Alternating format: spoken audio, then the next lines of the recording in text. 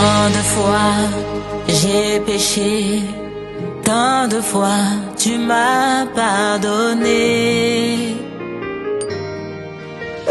Tant de fois je suis...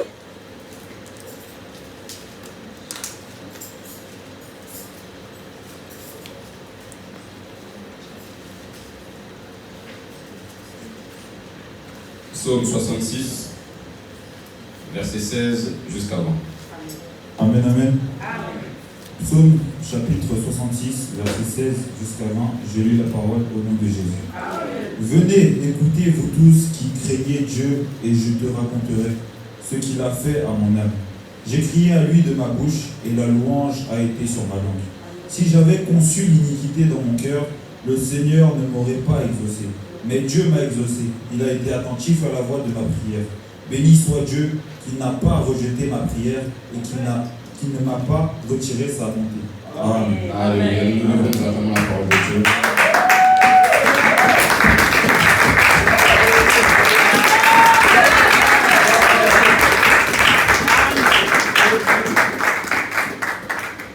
Que Dieu vous bénisse, prenez place. Dieu est un Dieu qui aime bénir ses enfants. Il aime bénir ses enfants parce que lorsqu'il bénit, sa bénédiction s'accompagne de louanges, sa bénédiction s'accompagne d'adoration en son nom.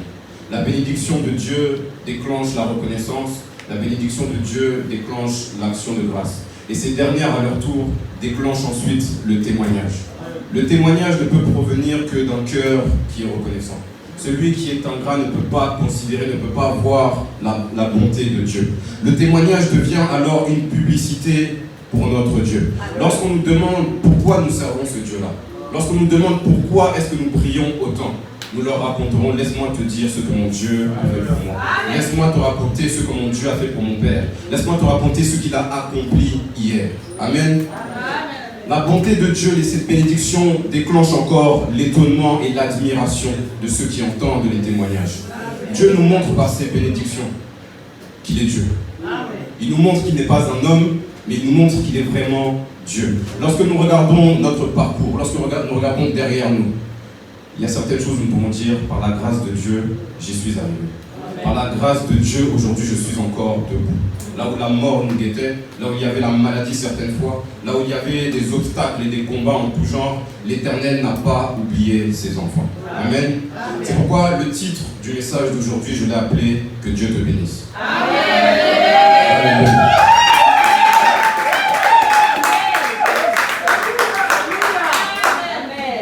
Que Dieu te bénisse. Mon frère, ma soeur, que Dieu te bénisse. Pour ta présence en ce lieu, que Dieu te bénisse. Toi qui as les oreilles ouvertes aujourd'hui, que Dieu te bénisse. C'est une formule qu'on aime utiliser pour souhaiter du bien à la personne qui est en face de nous. Parce qu'il n'y a que Dieu qui sache bénir quelles que soient les circonstances. La parole nous dit quelque part: lequel d'entre vous donnera une pierre à son fils s'il lui demande du pain? Ou s'il lui demande un poisson, est-ce que vous lui donnerez un serpent? Notre Dieu, parce qu'il est un Père parfait, il sait ce dont nous avons besoin au moment où nous en avons besoin. Notre Dieu se manifeste et il nous montre qu'il peut être un pourvoyeur. Notre Dieu se manifeste et il nous montre qu'il peut être un guérisseur. Notre Dieu se manifeste et nous montre qu'il peut être un protecteur et un conducteur. Alléluia. Dieu n'a-t-il jamais pourvu à nos besoins lorsque nous étions dans le manque? Lorsque nous étions dans le danger, combien de fois ce Dieu-là s'est levé pour venir nous secourir? Mes frères et sœurs, la vraie bénédiction ne vient que de l'Éternel. La parole de Dieu nous dit encore: maudit l'homme qui se confie en l'homme. Il est heureux l'homme qui met sa confiance en l'Éternel, parce qu'il n'y a que Dieu qui sache bénir. Alléluia. Nous allons parler de la bénédiction. La bénédiction, c'est un bienfait. La bénédiction, c'est l'acte de la bonté de quelqu'un envers toi. Nous allons prendre le livre de 1 Chroniques au chapitre 29.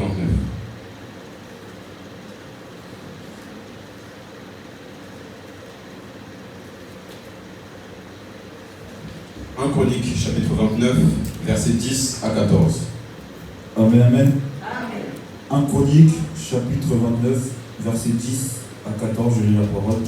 David bénit l'Éternel en présence de toute l'assemblée. Il dit: béni sois-tu d'éternité en éternité, Éternel Dieu de notre Père Israël. À toi, Éternel, la grandeur, la force, et la magnificence, l'éternité et la gloire, car tout ce qui est au ciel et sur la terre t'appartient. À toi l'Éternel le règne, car tu t'élèves souverainement au-dessus de tout. C'est de toi que viennent la richesse et la gloire, c'est toi qui domines sur tout, c'est dans ta main que sont la force et la puissance, et c'est ta main qui a le pouvoir d'agrandir et d'affermir toutes choses. Maintenant, ô notre Dieu, nous te louons et nous célébrons ton nom glorieux. Car qui suis-je, qui est mon peuple, que nous puissions te faire volontairement ces offrandes? Tout vient de toi et nous recevons de ta main ce que nous t'offrons. Amen. Alléluia. Que Dieu soit béni. Comme j'ai dit juste avant, la bénédiction c'est un bienfait. C'est la preuve de la bonté de Dieu à ton égard. Lorsqu'on regarde le livre de Galates au chapitre 5, on nous parle des fruits de l'esprit. Du fruit de l'esprit, on nous dit que le fruit de l'esprit, c'est d'abord l'amour. Et ensuite, les éléments qui suivent, on nous parle de la joie, on nous parle de la paix, et juste après, on nous parle de la bonté. Dans l'amour se trouve la bonté. La bénédiction trouve son origine dans l'amour de Dieu. Parce que Dieu t'aime, c'est pourquoi il te bénit. Parce que Dieu est amour, c'est pourquoi il ne cessera jamais de te faire du bien. C'est sa nature en tant que Dieu et en tant que Père. La parole de Dieu nous dit encore quelque part que Dieu sera pour nous un Père, nous serons pour lui des fils et des filles. Si nous regardons un petit peu le comportement d'un enfant, vous regardez qu'à un certain âge, l'enfant ne sait pas, ne comprend pas que tout ce qu'il a autour de lui, tout ce dont il dispose, tout ce qu'il peut faire, tout ce qu'il est, même le nom qu'il porte, il le doit à ses parents. La nourriture qu'il mange, il le doit à ses parents. Les habits qu'il porte, le lit dans lequel il dort, il considère ces choses-là comme normales. Mais il y a un moment qui arrive où l'enfant comprend que le parent est sa source. David ici l'avait compris. Il a dit, Éternel, tout ce que nous avons ne vient que de toi. La parole de Dieu nous dit encore quelque part, toute grâce excellente et tout don parfait proviennent d'en haut du Père des Lumières. C'est une chose de reconnaître une bénédiction quand nous la possédons. Si nous voulons remarquer les bénédictions que nous avons aujourd'hui, vérifie un petit peu dans ta vie, analyse autour de toi. Comment ta vie changerait si tu perdais tel ou tel élément? Compare ta vie avec autrui et tu remarqueras que tu as certaines choses que ton prochain n'a pas. Certaines choses que tu as demandées, certaines choses que tu as obtenues avec larmes et avec peine. C'est là que tu remarqueras tes bénédictions. Amen. Perds un proche, perds la santé, perds ton toit et tu verras comment ta vie changera du jour au lendemain. Moi, étant enfant, j'ai été diagnostiqué avec la myopie, c'est-à-dire que j'avais des problèmes de vue et dès petit, je portais déjà des lunettes. Et il s'est trouvé qu'un jour, mes lunettes s'étaient cassées, j'ai dû passer 1 ou 2 jours à l'école sans avoir mes lunettes, sans pouvoir voir correctement devant. Le jour où j'ai récupéré mes lunettes et que j'ai pu voir correctement, j'ai béni Dieu pour ma vision. J'ai béni Dieu pour mes yeux. Il y a une fois, mon frère s'était blessé, il avait la jambe dans le plâtre. Et à la maison, il ne pouvait rien faire sans demander l'aide à quelqu'un. Il ne pouvait rien faire sans demander ses béquilles. Mes frères et sœurs, nous ne comprenons pas la valeur des choses que nous avons autour de nous avant de les perdre. Nous ne comprenons qu'une bénédiction est vraiment une bénédiction que lorsqu'il est trop tard. Alléluia. Comme j'ai dit, c'est une chose de reconnaître une bénédiction tout autour de nous. Mais c'est encore une chose d'en connaître la source. C'est encore une chose d'en connaître la provenance. Amen. Comme j'ai dit tout à l'heure, la bénédiction trouve sa source dans l'amour de Dieu. Nous regardons certaines bénédictions. Nous regardons certaines choses que notre Dieu a fait pour nous. Et comme je l'ai dit tout à l'heure, il y a certaines choses, ce n'est pas un homme, mais c'est vraiment la bonté de Dieu qui s'est manifestée à notre égard. J'aimerais donner mon propre témoignage. À l'âge de 4 ans, je m'étais levé le matin, un jour où je n'avais pas école. Un jour où je n'avais pas école, je m'étais levé très tôt. Et je n'avais pas de raison de me lever aussitôt. Et lorsque je suis parti au salon pour pouvoir allumer la télé ne s'allumait pas. Et derrière le meuble, je voyais comme une sorte de lueur derrière la télé. Je suis parti réveiller ma mère qui dormait avec mon frère qui avait 6 mois. Je suis parti réveiller ma mère a ouvert les rideaux, a fait tout ce qu'elle avait à faire. Elle a essayé d'allumer la télé ne s'allumait pas. Lorsqu'elle a tourné la télé pour voir derrière le meuble, elle voyait une flamme qui commençait à prendre. La flamme a consumé tout le salon. Je n'ai plus aujourd'hui de photos, de vidéos, de matériel d'avant mes 4 ans parce que cet incendie a ravagé tout ce qu'il y avait dans la maison. Ce jour-là, j'ai témoigné la main de Dieu à l'âge de 4 ans. Amen. Alléluia. Amen. Ensuite, nous avons dû être relogés. Lorsque nous avons été relogés vers l'âge de 5 ou 6 ans, ma mère est tombée malade d'un cancer du sang, la leucémie. J'accompagnais ma mère chez le médecin, mais je ne comprenais pas ce que j'allais faire là-bas. Et du jour au lendemain, tout ce que j'ai remarqué, c'est que ma mère n'était plus à la maison. Elle était hospitalisée. Et les fois où je devais visiter ma mère, je voyais ma mère amincie. Je voyais ma mère amaigrie. Je voyais ma mère sans cheveux et je ne comprenais pas ce qui se passait à l'âge de 6 ans. Alors un jour, ma mère a appelé des frères et des sœurs à elle. Elle les a fait venir à la maison. Et les gens commençaient à prier pour ma mère. Et moi, en tant qu'enfant, je ne comprenais pas ce qui se passait. Tel que la Bible nous dit des fois que la prière ressemble à un vent violent, un vent impétueux. C'est vraiment l'impression que j'avais à l'âge de 6 ans. Les gens priaient avec puissance, je sentais quelque chose dans la maison, mais je ne comprenais pas ce qui se passait, je ne pouvais pas interpréter. Alors j'ai commencé à pleurer. Et lorsque j'ai pleuré, ma mère a remarqué que je pleurais, je l'ai attrapée, elle m'a dit « Chris, qu'est-ce qu'il y a ?» Je lui ai dit « Maman, je ne veux pas que tu retournes à l'hôpital. » Ma mère m'a dit un mot qui m'a tranquillisé le reste de ma vie. Je ne retournerai plus à l'hôpital. J'ai vu la bonté de Dieu une deuxième fois. Alléluia. En grandissant, ma mère, toujours ma mère, elle a toujours dit à moi et mon frère, lorsque tu veux aller dormir, tu prends le temps de prier. Même si nous n'allions pas à l'église, quoi que nous fassions à l'extérieur, lorsque tu rentres, tu prends le temps de prier. Et ça, c'est resté en moi, c'est resté en mon frère et en moi. Et le temps passant, en grandissant, je commençais à mettre le désir de rencontrer Dieu. Je commençais à mettre le désir de rentrer dans une église. Et je commençais à prier le soir par rapport à ça. Et aujourd'hui, mes frères et sœurs, c'est parce que mon Dieu a sauvé ma mère il y a 20 ans qu'aujourd'hui, mon frère et moi, nous pouvons nous tenir devant. Alléluia.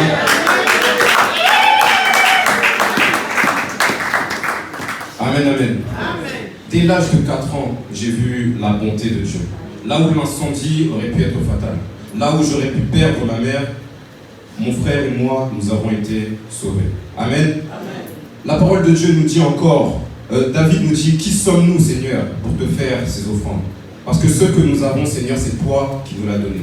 Ce que nous sommes, c'est par ta grâce que nous le sommes devenus. Seigneur, que pouvons-nous te donner, car tu as tant fait pour nous? Souvent, nous donnons à Dieu, mais ce que nous donnons, nous le faisons simplement par reconnaissance. Parce que la valeur de ce que Dieu a accompli pour nous ne vaut même pas les petites offrandes que nous donnons aujourd'hui à Dieu. Alléluia. J'aimerais avancer sur un autre sujet. J'aimerais parler de la grâce.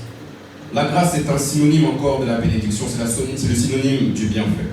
Lorsque j'ai appris le mot grâce pour la première fois, on parlait de la grâce présidentielle. C'est-à-dire que pour un criminel, pour quelqu'un qui avait fait le mal, quelqu'un qui devait purger une peine de prison, le président pouvait choisir de sa propre volonté de supprimer la peine de prison de ce criminel. Amen. Et cette décision ne dépend que de la volonté du président et non pas du comportement du prisonnier. La grâce de Dieu, elle fonctionne à l'identique. Elle ne dépend pas de ce que nous sommes. Elle ne dépend pas de ce que nous avons fourni comme effort. Mais l'Éternel, par sa grâce, va fouiller au milieu de la foule. L'Éternel, par la grâce, va sonder au milieu de la multitude et il soulève une personne. Alléluia. La grâce, c'est le synonyme de la faveur. La grâce, c'est le synonyme du privilège. Quelqu'un qui est favorisé. On sous-entend que d'autres n'ont pas accès à ce que lui, il a accès. Quelqu'un qui est privilégié, c'est quelqu'un qui a des privilèges dont d'autres n'ont pas ces privilèges. Amen. La parole de Dieu nous dit encore, Seigneur, qu'est-ce que l'homme pour que tu penses à lui? Qu'est-ce que le Fils de l'homme pour que tu prennes encore soin de lui? Lorsque nous voyons la grâce de Dieu, nous disons, Seigneur, qu'est-ce que tu as vu en moi? En quoi est-ce que je suis différent? Pourquoi moi, Seigneur? Et l'Éternel te répond tout simplement, parce que je t'aime. Alléluia. L'Éternel t'aime, c'est pourquoi sa grâce est sur toi. Il t'a sauvé au milieu d'un peuple, il t'a soulevé au milieu d'un pays, il t'a sauvé même parfois au milieu de ta propre famille. Tu es le seul que l'Éternel a aimé. Alléluia. Mes frères et sœurs, lorsque vous observez la grâce de Dieu, on ne la méprise pas. On ne la foule pas aux pieds. L'Éternel a cherché au milieu de la multitude et c'est toi qui l'as choisi. Parce que sa grâce te couvre, aujourd'hui tu te tiens en ce lieu. Parce que sa grâce te couvre, aujourd'hui tu as la vie que tu as. Mes frères et sœurs, la parole de Dieu nous dit encore, ne donnez pas les choses saintes aux chiens. Ne jetez pas vos perles au bord de peur qui ne les foule aux pieds. Mes frères et sœurs, quand nous reconnaissons une bénédiction, quand nous reconnaissons l'origine et la provenance de cette bénédiction, lorsque nous reconnaissons que l'Éternel est l'Éternel qui bénit, notre vision, notre manière de marcher, notre manière de vivre change du tout au tout. Même ta manière de prier va commencer à changer. Je me souviens d'une fois, on était ici un mardi en réunion de prière. Et en 2 heures, on avait eu le temps de faire que 2 sujets. On a tellement passé de temps sur la reconnaissance, sur la louange, sur l'adoration de Dieu, parce que nos cœurs étaient tellement pleins par rapport à ce que Dieu avait fait, que nous avons oublié même le programme que nous avions à faire après. Pourquoi? Parce que la bonté de Dieu te poussera à le célébrer. La bonté de Dieu te poussera à l'adorer. Et lorsque tu adores ton Dieu, l'Éternel fait encore davantage. Et quand l'Éternel fait davantage, toi, ça va te pousser encore à l'adorer, et ainsi de suite. Alléluia. Est-ce qu'on peut acclamer le Seigneur encore?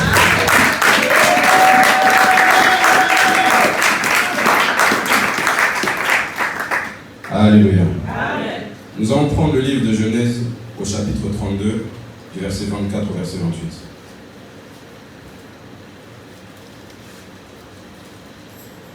Amen, amen. Amen. Genèse chapitre 32, verset 24 à 28, je lis la parole. Jacob demeura seul. Alors un homme lutta avec lui jusqu'au lever de l'aurore. Voyant qu'il ne pouvait le vaincre, cet homme le frappa à l'emboîture de la hanche, et l'emboîture de la hanche de Jacob se démit pendant qu'il luttait avec lui. Il dit, « Laisse-moi aller, car l'aurore se lève. » Et Jacob répondit, « Je ne te laisserai point aller, que tu ne m'aies béni. » Il lui dit, « Quel est ton nom ?» Il répondit, « Jacob. » Il dit encore, « Ton nom ne sera plus Jacob, mais tu seras appelé Israël, car tu as lutté avec Dieu et avec des hommes, et tu as été vainqueur. » Alléluia. Est-ce qu'on peut acclamer encore le Seigneur?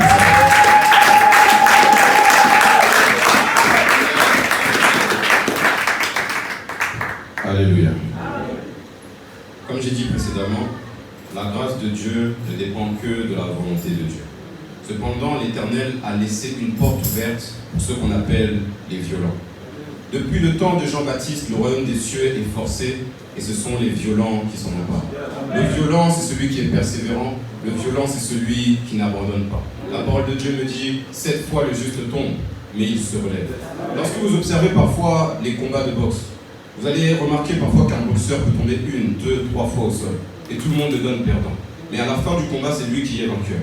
Pourquoi? Parce que la victoire n'appartient pas à celui qui est plus costaud, la victoire n'appartient pas à celui qui est plus grand, mais la victoire appartient à celui qui reste debout à la fin du combat. Amen. Nous voyons l'exemple aujourd'hui de Jacob, qui a lutté toute la nuit avec un homme qu'il ne connaissait pas. Et tellement Jacob a été persévérant, nous voyons que cet homme l'a frappé à l'emboîture de la hanche. Et l'homme voulait ensuite fuir. Mais Jacob, dans sa persévérance, s'est accroché à cet homme.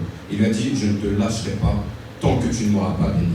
Et l'homme a changé son nom, l'a fait devenir l'a fait devenir Israël au lieu de Jacob. Amen. Israël signifie celui qui lutte avec Dieu. C'est le symbole du persévérant, c'est le symbole du violent, celui qui combat et qui arrache sa victoire et sa bénédiction dans la prière. Amen. Jacob a été frappé à l'emboîture de la hanche. Sa hanche s'est déboîtée. Si votre hanche se déboîte aujourd'hui, vous serez dans l'incapacité de poser le pied au sol. Vous serez dans l'incapacité de marcher. Mais lorsque nous observons Jacob, non seulement il avait la capacité de marcher, mais en plus il ne lâchait pas dans son combat parce qu'il savait pourquoi il se battait. Mes frères et sœurs, certaines bénédictions se méritent. Certaines bénédictions sont la récompense des gens violents. Certaines bénédictions sont la rémunération des hommes et des femmes qui sont persévérants. On nous donne encore l'exemple de Daniel. Daniel a passé 21 jours dans le jeûne et dans la prière. Non pas seulement dans la prière, mais dans le jeûne ainsi que dans la prière. Et lorsque le messager de Dieu s'est approché de Daniel, il lui a dit, dès le premier jour où tu as commencé à prier, ta prière avait déjà été entendue. Mais seulement, Satan et son armée étaient en train de nous combattre pour m'empêcher de te donner le message de la part de Dieu. Mes frères et sœurs, si Daniel avait abandonné en cours de route, il n'aurait jamais eu sa réponse. Amen. Mes frères et sœurs, dès l'instant où nous élevons nos voix dans la prière, notre Dieu entend. Dès l'instant où nous nous mettons en position pour prier, notre Dieu voit. Et il y a deux cas qui se présentent. Ou bien Dieu rejette la prière, ou bien Dieu l'exauce. Lorsque Dieu rejette, la parole de Dieu nous dit dans Jacques, vous ne possédez pas parce que vous ne demandez pas. Et lorsque vous demandez, vous ne recevez pas parce que vous demandez mal. Amen. Dieu tient compte des raisons, Dieu tient compte de ce que nous demandons. Nous regardons l'exemple d'Israël. Israël demandait un roi, voulait qu'un roi puisse régner sur eux. Et Samuel était troublé par cette demande de la part d'Israël. L'Éternel lui a répondu, ne t'irrite pas, ne t'énerve pas parce que ce n'est pas toi qu'ils ont rejeté, mais c'est moi. L'Éternel à l'époque était déjà le Dieu d'Israël. Mais Israël voulait un roi pour pouvoir être semblable aux nations autour de lui. Amen. Et lorsque nous observons encore, l'Éternel a accordé cette soi-disant bénédiction, a exaucé Israël dans sa prière de demander un roi. Et nous remarquons que ce sont les rois qui ont apporté la destruction en Israël. Ce sont les rois qui ont séparé le royaume en deux. Ce sont les rois qui ont apporté la déportation. Les frères et sœurs, j'aimerais dire à quelqu'un aujourd'hui que la bénédiction de Dieu, parfois c'est quand Dieu te dit non. Parce que Dieu sait ce que tu demandes. Dieu connaît les choses dans lesquelles tu t'engages, mais nous ne les connaissons pas. Mais à cause de son amour, l'Éternel sait nous dire non pour nous préserver, pour nous protéger, parce qu'il y a quelque chose de meilleur en vue pour nous. Amen. J'ai dit, il y a le cas où l'Éternel rejette, il y a le cas où l'Éternel peut encore nous exaucer. Et lorsqu'il nous exauce, il y a encore plusieurs situations qui se présentent. L'exaucement peut être immédiat. C'est-à-dire que tu pries, par exemple pour la guérison, et la personne pour laquelle tu as prié est guérie automatiquement. Tu peux prier pour le secours dans une situation de danger. L'Éternel vient et vient à ton secours. Tu peux prier encore pour que l'Éternel puisse pourvoir à tes besoins. Et l'Éternel vient et il pourvoit à tes besoins. Il y a encore l'exaucement que moi j'appelle l'exaucement progressif.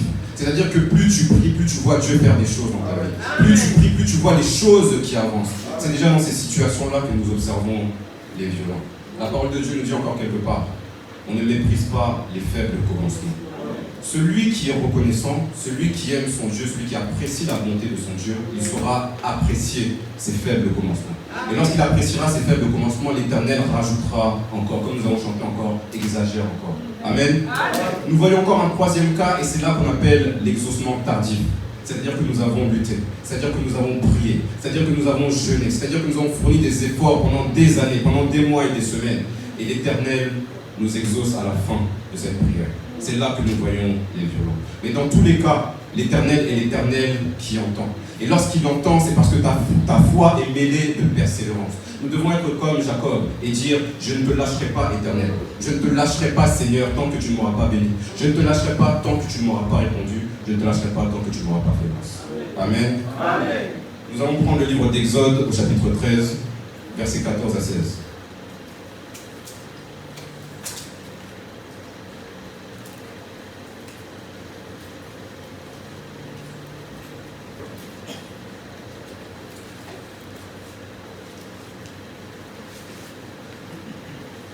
Amen, nous y sommes. Amen, amen. Exode chapitre 13, versets 14 à 16, je lis la parole.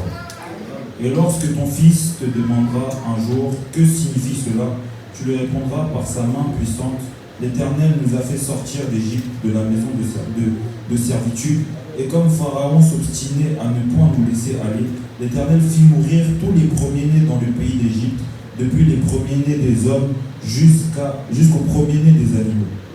Voilà pourquoi j'offre en sacrifice à l'Éternel tout premier-né des mâles et je rachète tout premier-né de mes fils.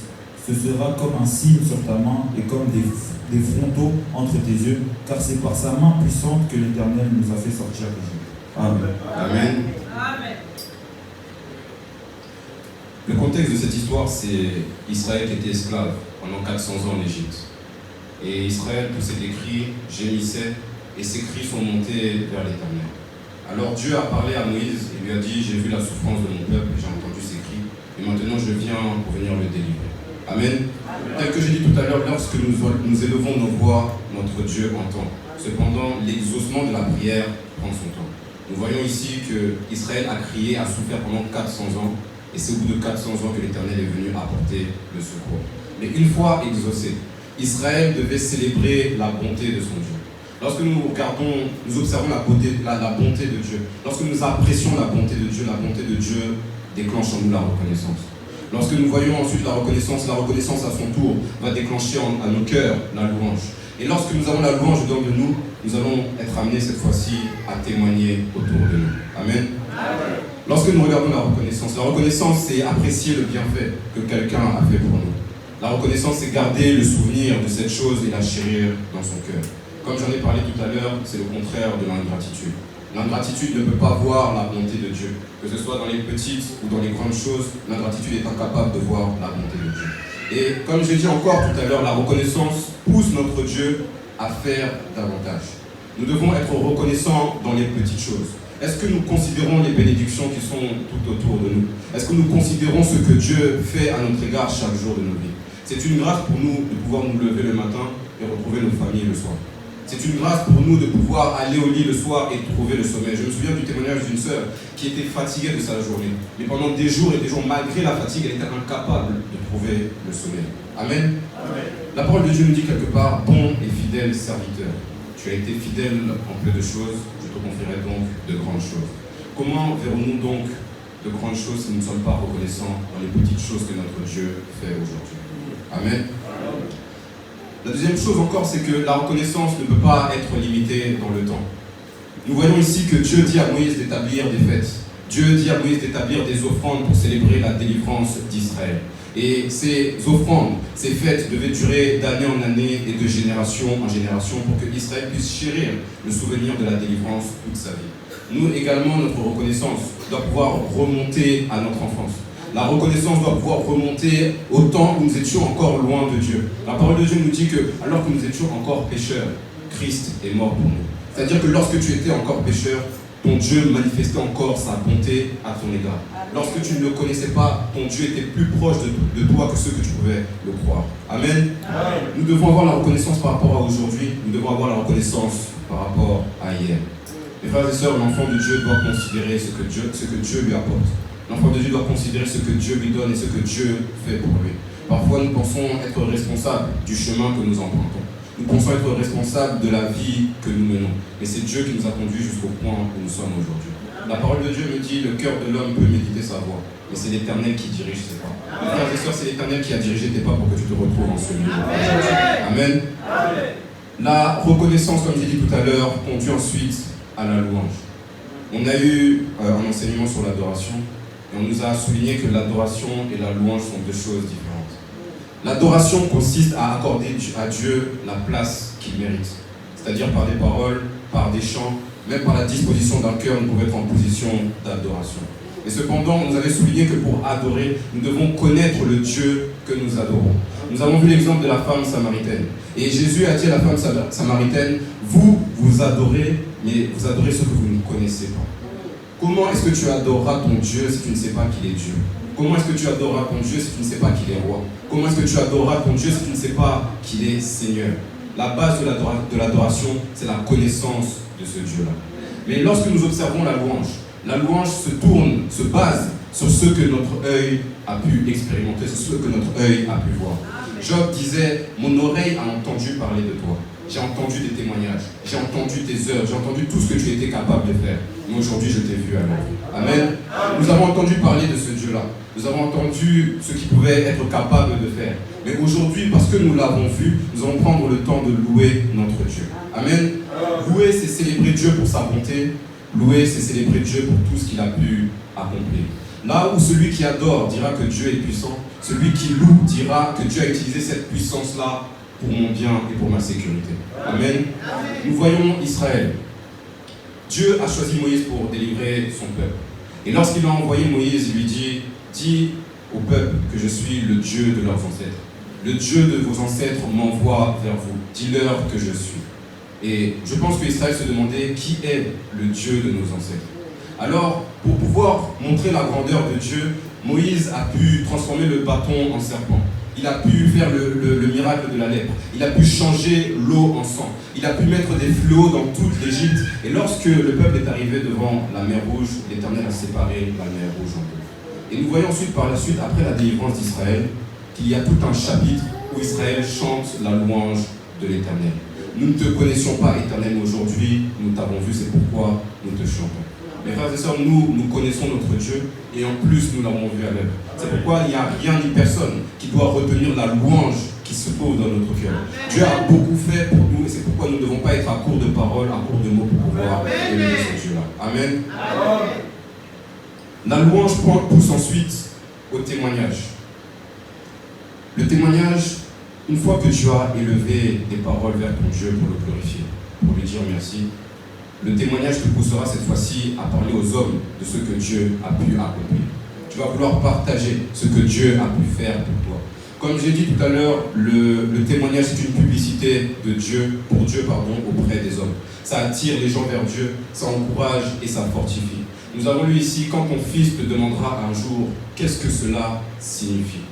Moi je me souviens que lorsque j'étais enfant, encore avec ma mère, j'observais les cicatrices qu'elle avait sur les jambes et je lui demandais, telle cicatrice, qu'est-ce qu'elle signifie?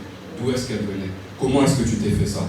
Et ma mère m'expliquait, me racontait plusieurs histoires. Ça c'est le jour où un serpent a failli me mordre. Ça c'est le jour où l'Éternel m'a sauvé. C'est le jour où moi j'avais fui l'école. C'est le jour où ceci, cela. Beaucoup d'histoires. Mes frères et sœurs, nous portons tous nos cicatrices, nous portons tous nos blessures. L'apôtre Paul a dit « Je porte sur mon corps les marques du Seigneur Jésus-Christ ». Mes frères et sœurs, chaque moment difficile que nous avons connu par le passé comporte un témoignage à la gloire de Dieu.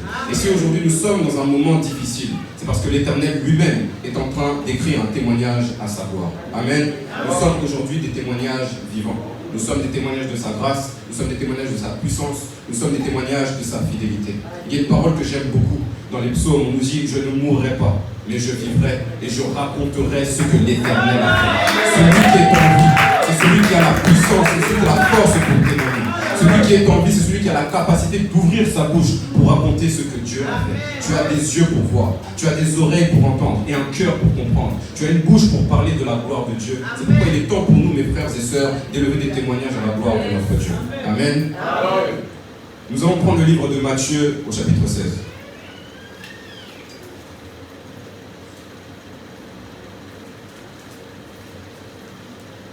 Matthieu chapitre 16, verset 26.